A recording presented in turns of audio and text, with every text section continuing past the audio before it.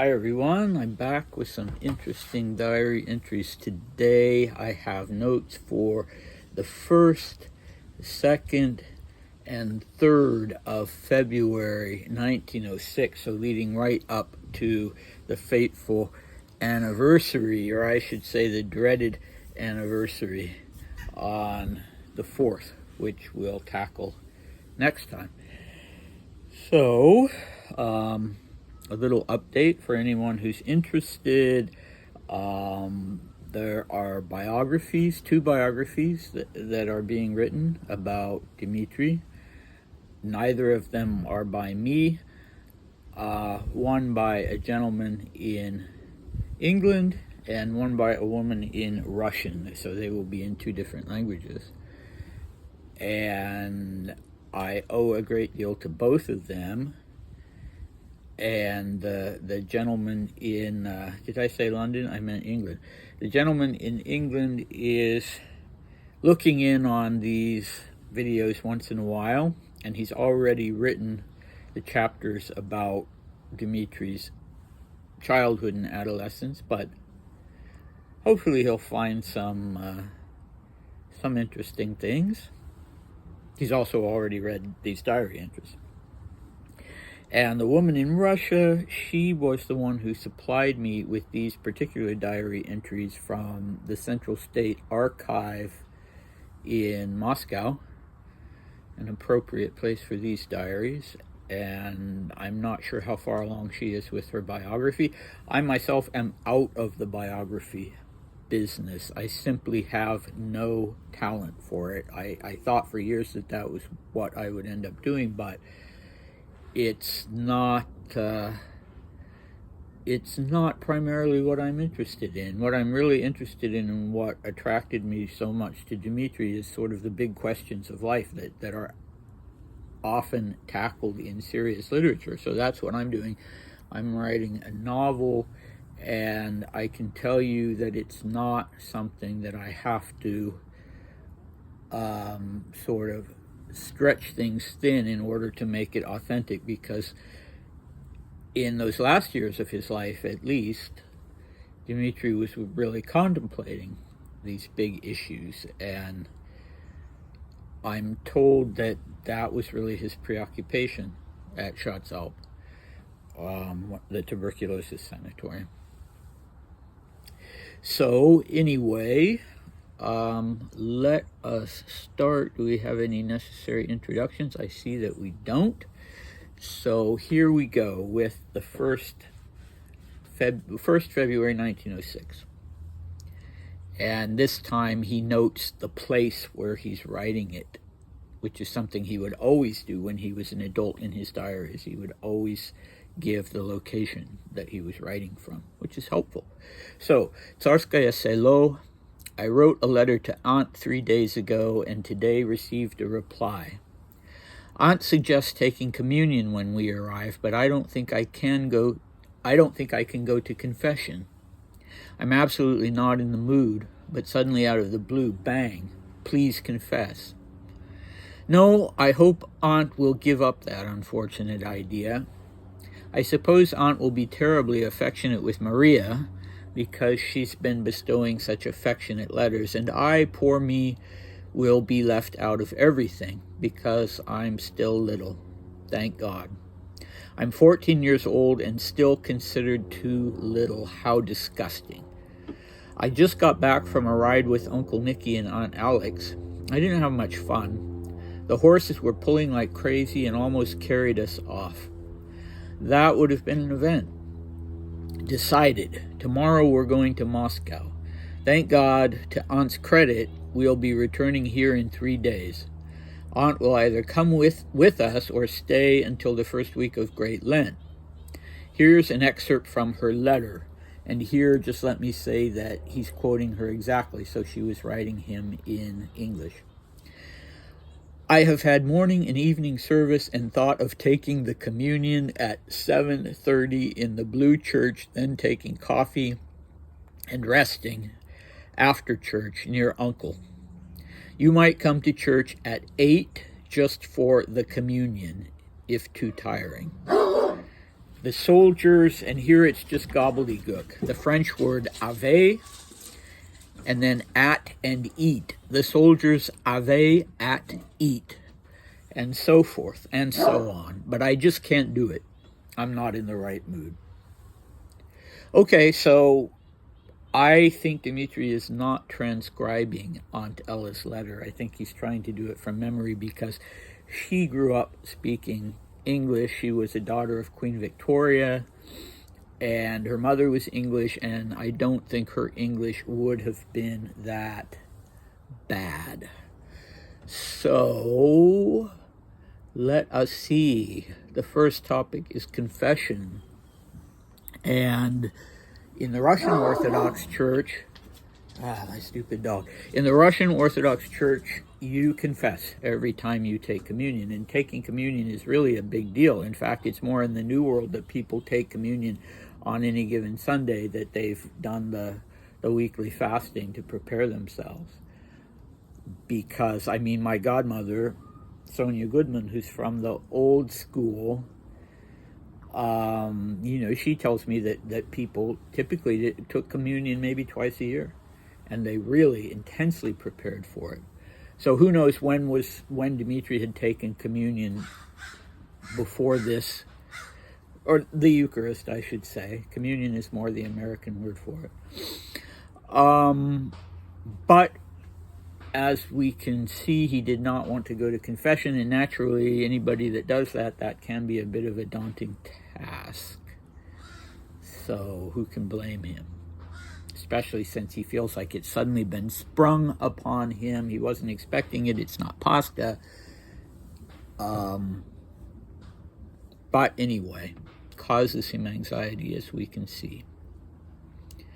So this issue of Ella being more affectionate with Maria than with Dmitri will come up repeatedly, if I remember correctly, and will come up with other people. He always has this sense that people like Maria better than him and treat her better and treat her more affectionately. And the irony is that in her memoirs, when she wrote about her childhood, she talks about people always having liked Dmitri better than her. And I think that's probably fairly typical for siblings, right? In my case, I guess it was the opposite. I kind of thought that people found me more interesting than my sister, and it was only when I became an adult that I thought, well, maybe that actually wasn't the case. But I'm sure both of them were a little insecure given their family situation, and they had different ways of interacting with the adult relatives who were taking care of them. And in Dmitri's case, he loved to play the clown. He loved to try to endear people and gain their affection by being funny and making them laugh. And it tended to work with Nicholas, not always, but it tended to work with him. I don't know about with other people, but that was what he was always going for. And Marie, I get the impression, was much more standoffish. She was much more, I think she'd been a little older when the whole thing had happened with their father being exiled from Russia, and she wasn't as willing as Dmitri was to meet people halfway, to meet adults halfway, because she actually seems to have been a little more social than he was when it came to other kids. So what on earth does he mean when he talks about his situation being little? And he's kind of mushing these two issues together of Aunt possibly preferring Maria to him on the one hand, and on the other hand, he's going to be left out of everything because he's too little. And he keeps using that word, too little. So is that it? Is it that he's too young for various activities? Yeah, maybe so. But why does he throw in this thank God? That's what confuses me a little bit, because it's one long sentence. starting out with, I suppose Aunt will be terribly affectionate with Maria, comma, because she's been bestowing such affectionate letters, comma, and I, comma, poor me, comma, will be left out of everything, comma, because I'm still little, comma, thank God, comma, I'm 14 years old, comma, and still considered too little. And then he follows that up with how disgusting. So what are we to make of the thank God? Is he glad that there are certain things that he'll be left out of, and yet at the same time he still finds it disgusting that he is too young to participate in some things? Maybe. I guess he wishes he was too young to participate in communion, but kids start doing that very early on in the Orthodox Church because they actually start receiving communion as soon as they're baptized as infants. Okay, this excerpt from Aunt Ella's letter. So he finally stopped procrastinating and wrote to her. Boy, did she get it fast. It must have gone by a special courier. And she replied, and she's talking about what she's doing in relation to this anniversary, this upcoming anniversary. So she gives him a warning that she's thinking of taking communion. And it's a bit touching that she's also, after church, she's going to go to the chapel or the mausoleum where Sergei is buried, I guess the Blue Church, so that she can be close to him. So she's suggesting that the kids come to church at 8. This would be in the evening. And she's not pushing confession. She's saying just for communion, because they might be too tired out. And then what she means, so at least I can tell you who the soldiers were. The soldiers were coming back at that time from the Russo-Japanese War, or they'd been back for a while, but they were wounded, they'd lost limbs maybe, and they were under Ella's protection and care. She had a lazaret, she had a military hospital in Moscow, which we'll hear about in the next diary entry. And so Dmitri has never liked being part of that activity with the soldiers, but for very legitimate reasons. So I don't know that we'll have time to do the diary entry of the third, but I'm going to push forward and do the diary entry of the second. So here it is. Since I probably won't have time to write this evening, I'm writing now. Today is like every other day of departure. Everyone is fussing and running around terribly. Ah, I hate such days. I really don't like them. Something terrible almost happened today. Chernyshonka was stolen, but fortunately Victor found him somewhere at the other end of the palace under some box, and he was so frightened that he didn't recognize Victor and thought he was cornered. We had lunch with Uncle Nicky. No one was there except the children, who were yelling and shrieking at the table as usual. Ah, how badly those children behave in church. It's disgusting. They look around, take their shoes off, push each other, etc., etc., etc. Skating with Olga and Tatiana was a lot of fun, though they're terrible skaters. I'm afraid Rizhik has gone bad. He's been shitting in my room 3 days in a row now, twice in the bathtub, once under the bed, and once behind the mirror. The lousy pig. God grant us a happy trip to Moscow. All right. Interesting diary entry. Funny diary entry. So I am completely on the same wave with him about preparations to leave. My big trips to Switzerland. Good Lord, I hate that. Getting ready. Okay, actually, I admire him that he is taking the time to sit down and write his diary, which seems to be genuinely important to him. He usually, as you know, writes in the evening before he goes to bed, so he's actually taking the time amidst all this fuss to sit down and write, and even a long diary entry. So Chernyshonka, you tell me if you think this is a cat or a dog. And I think stolen is the wrong word. Nobody stole him. Somebody might have inadvertently took him amidst all the fuss. But Victor, who was clearly a servant in the household, found him at the other end of the palace.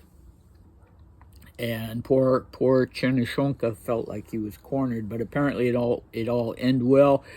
What does the name mean? I really don't know. It makes me think of the surname Chernyshevsky. And the writer Chernyshevsky had written a very, very influential book in the 19th century in Russia, but I very much doubt that Chernyshonka was named after him, because he was a revolutionary in sympathy, and I should have looked that up and see if I could find, well, I'll ask a Russian friend of mine, because I'm not sure. Is it related to Chorny, which means black? Maybe it was a black dog or cat. Okay, so this, his remarks on the children of Nicholas and Alexandra, the 4 little girls. I think Alexei would have been maybe 2, so I doubt he was taken to church. But the 4 little girls, this is not the first time that Dmitri comments on these children being badly behaved, and it annoys him, and he didn't really, even children his age, he found a bit, what's the word? He didn't really understand them. And clearly this very much annoyed him in church, and yet on the same day he had a good time with Olga and Tatiana, the 2 oldest girls. And I should have looked it up before I did this and put in my notes how old they were. But he had fun skating with them, even though they were little and they weren't good skaters. So now we come to another pet named Rizhik, and this time I can tell you that it is it's red. It's like red hair. So someone with red hair would be a Rizhik nickname. This one really sounds like a cat to me, because I've had dogs and cats, and I've never known a dog to get into a bathtub and shit. I've never known that to happen, but I certainly have known cats to do that in a bathtub or in a sink, and also under the bed and behind the mirror. And this apparently wasn't being taken care of to the extent that it was unknown to Dmitri by the servants in the household. It usually speaks to some kind of stress on the part of the animal. So maybe with the household being kind of stressful at that time. God grant us a happy trip to Moscow. That was something, even when Dmitri was exploring other paths beyond orthodoxy and other spiritual traditions, he always would use these references as an adult as well. Thank God. God grant. So I like that quality in him. In the diary entry of the 3rd. Yeah, I'm not going to push on with that. We'll do the 3rd and the 4th tomorrow. But yeah, good. I guess that's it for today. Again, thanks for watching, and see you next time, I hope. Bye.